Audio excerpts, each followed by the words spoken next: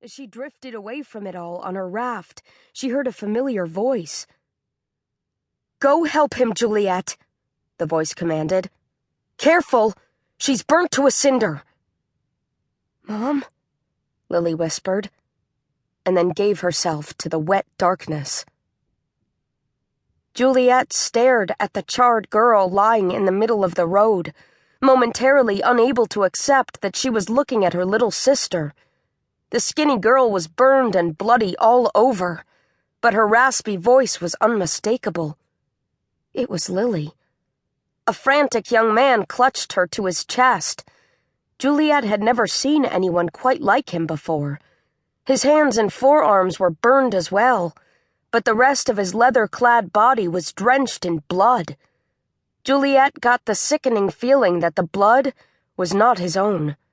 He was carrying 2 gore-tipped short swords strapped across his back, and his sooty hands looked as if they knew how to use them. At his waist was what seemed to be a whole kit of silver knives, arrayed from his belt and strapped down the side of his right thigh. He looked like an utter savage.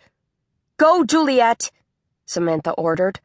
Her mother's voice, strangely calm and in control for the first time in ages, was what snapped Juliet out of her shock. She strode forward and knelt down next to the stranger and saw a flash of silver around her sister's wrists. "Why is Lily wearing chains?"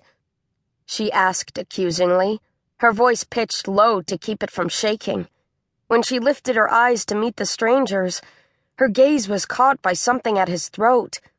It was a large jewel that seemed to throb with dark light, if there was such a thing as dark light, Juliet thought.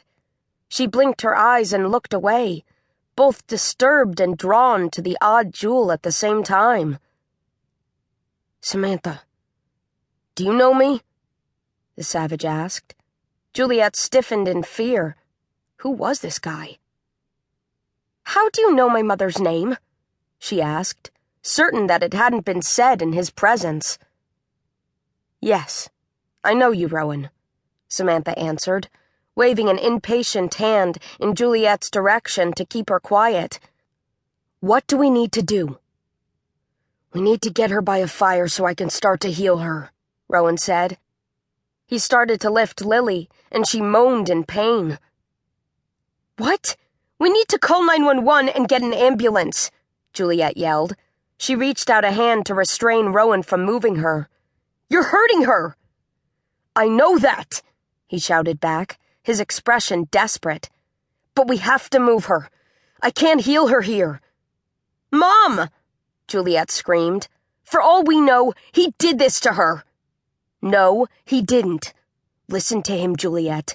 He's the only one who can help her now," Samantha said sternly. Juliet searched for any sign in her mother's eyes that she had lost it, but all she saw was cold, hard sanity, something Juliet hadn't seen in her mother in a long time. Samantha knew exactly what was going on, even if Juliet didn't. And it was Samantha who had said she knew where to find Lily, and she'd forced Juliet to take her to this stretch of road in the middle of the night. Juliet had no idea how her mother could know where to find Lily after 3 months of her being missing. But right now, there were more pressing matters, like saving Lily's life.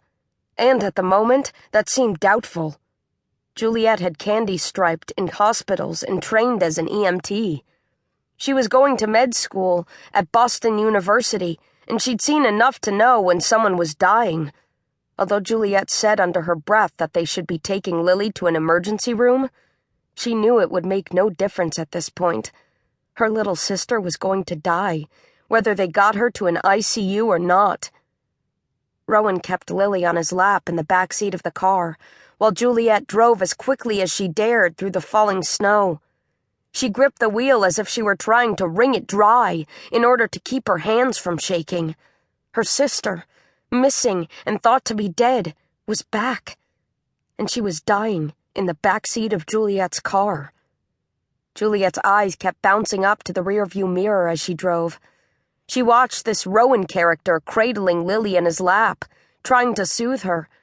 He spoke to her gently to keep her conscious, saying anything that popped into his head. Outrageous things, like how Lily wouldn't